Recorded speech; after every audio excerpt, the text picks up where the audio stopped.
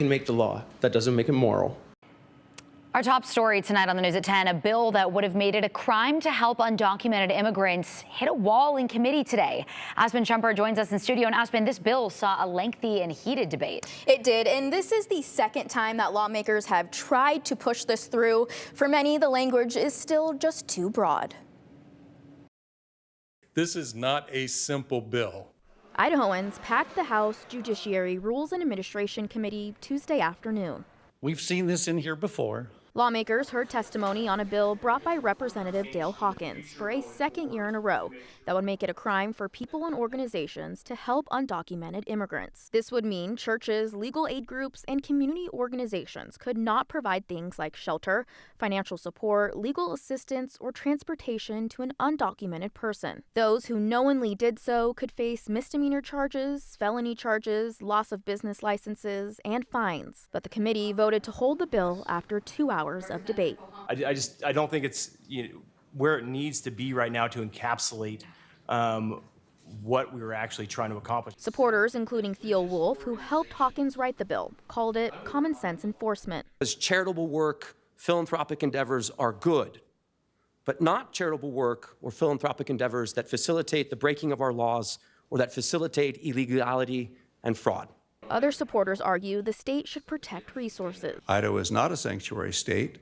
Those illegal persons who have no path to gainful employment too often rely on the resources of our state and cities and put strains on our schools, medical facilities, and social service programs. Estefania Mondragon of Poder, Idaho, calls it bad policy. These groups, our organization included, helps everyone.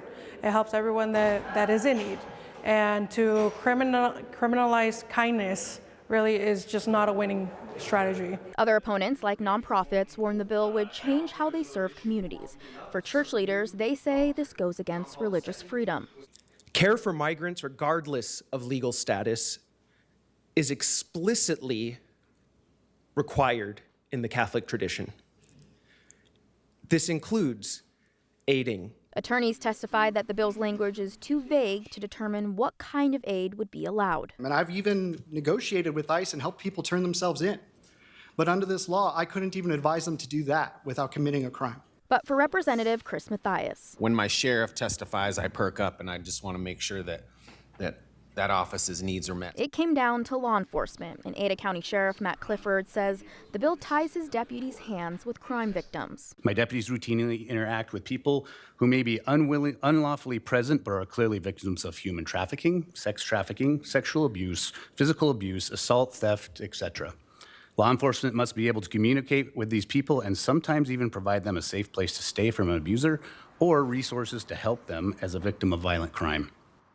There was a second motion to send the bill to the general orders for amendments. Hawkins says he was open to clearing up language for law enforcement and legal counsel, but instead the committee entertained holding the bill in committee today. Morgan, now that it's past the date where bills can be introduced, it's very unlikely that this is going to get any more movement. Of course, open to the chairman of the committee if he would allow a new bill to be introduced, but that is at the chairman's discretion at this point. And that would have to move really quickly for this person to make all of these amendments. Quickly.